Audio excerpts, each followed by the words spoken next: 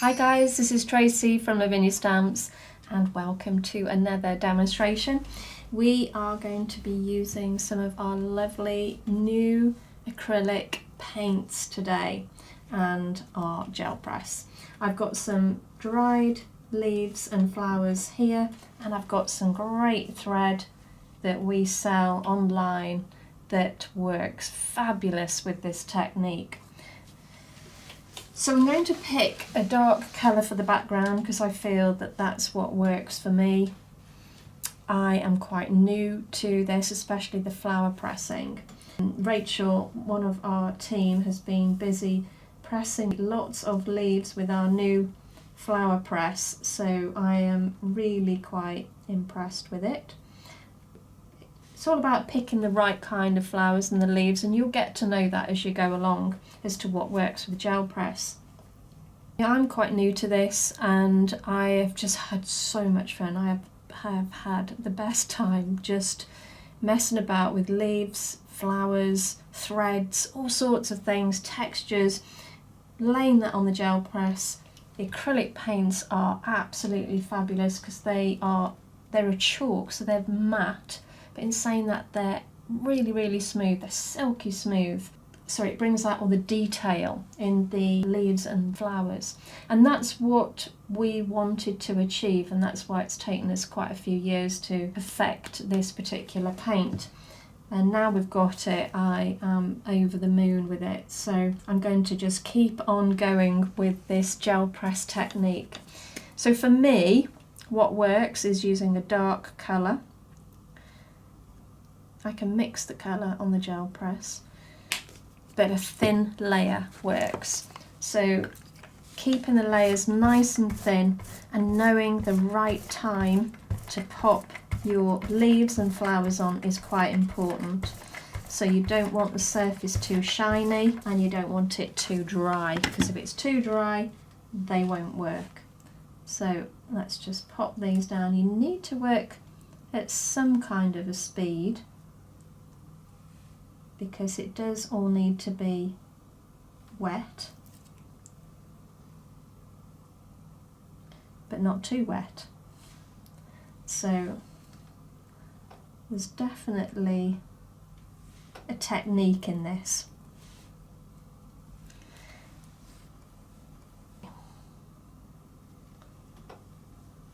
I know those of you who watch Emma Jo as well, she's been having a play with this and absolutely loving it.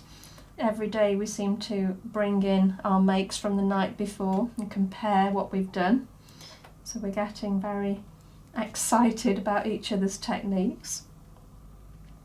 So I'm just laying on these bits of string now, and then using the paper to just take off all the paint in between. Now some people will use this negative print to actually create something else. So give that a good press.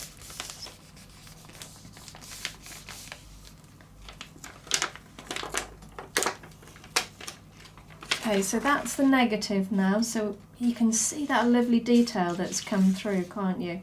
So that would be great if you overlaid that with a different colour now. So take these off.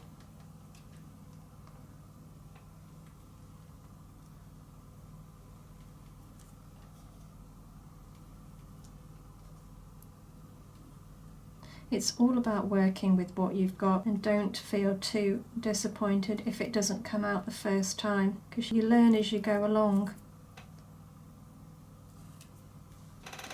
So this has got to dry completely now. I did try a little bit of the mica on gel press the other day, and actually that worked out really quite nicely. So I've got my fan brush and I'm just popping a little bit of that over the top.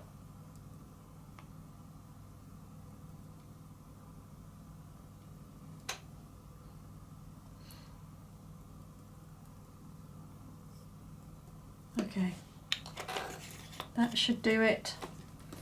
So we need a lighter colour now over the top of that. I've got quite a few lighter colours in the collection. Ones I tend to use are the vanilla custard, the lime zest, soft cyan, the white. Even this one works really nicely as well, the calypso. And the yellow. The yellow is really, in fact, we'll use a little bit of that now.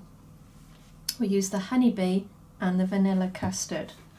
So taking our other brayer, so this is the one that I'm using with light colours, because you have to work quite quickly with them, to try and wipe this one clean to use a light colour, I've found quite challenging. So that's why I use two, one for darks, one for lights.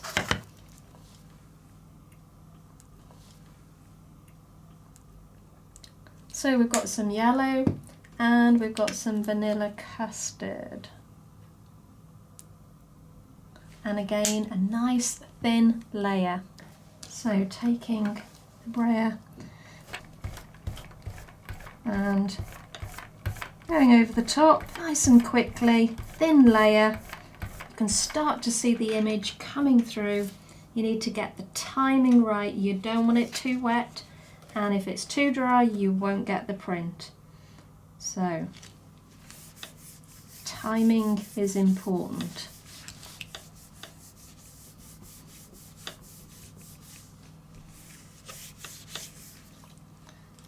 Let's see what we've got. Whee! It always makes me smile. Look how fab that is. It's a card within itself, isn't it? It's a piece of artwork. You'd even frame that. I hope you can see that. It doesn't need an awful lot more doing to it, really. The mica has come out so well on this.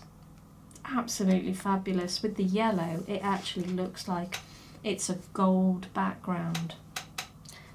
So I'm definitely going to do that technique again. So what we're going to do now is make sure that that is completely dry, and then we'll just do a little bit of embellishment over the top. Okay, we are back and it's nice and dry, which means we can pop a few of the layers on. So I've got the Kuretake two-way glue here. I'm going to use some of our gilding flakes. So I'm just going to randomly draw a line at the side here, maybe even another one next to it. Okay, and let's do another one over here. And one on the end. Okay. Need to make sure that that dries tacky, so we'll give it a little bit of a blast.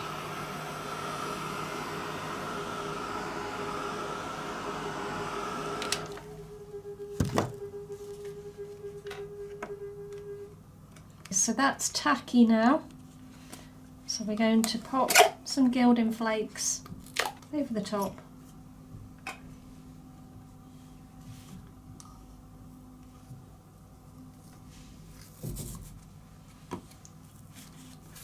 So all I'm going to do is just rub these over.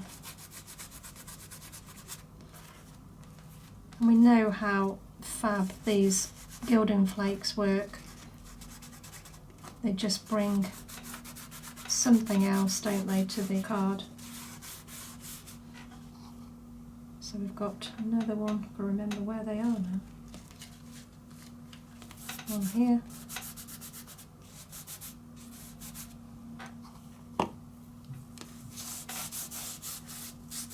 And one on the end here.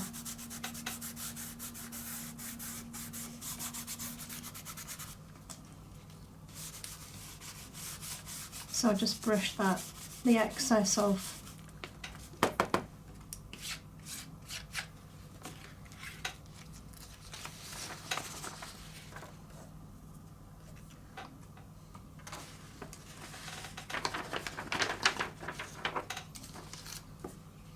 Pop those in there.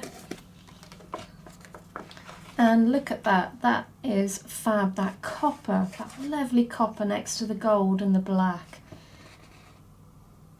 just looks stunning. What we're going to do now, let's just do a few little dots. This is our glitter Posca pen in pink.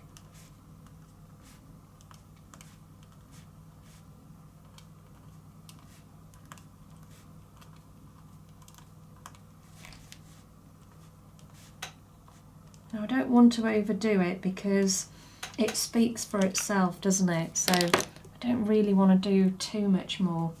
I'm going to pop this glitter along the side of where the string is.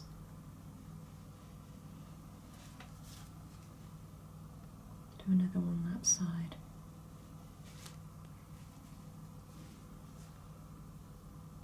Maybe a few little dots. It's knowing when to stop, isn't it?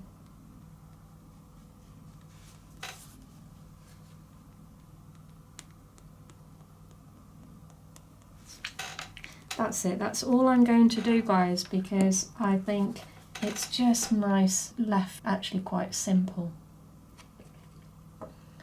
So do join me again for more acrylic gel press makes. I hope you've enjoyed today, and I hope it's inspired you to have a go yourselves. So until next time, you take care, and I'll see you soon. Bye for now.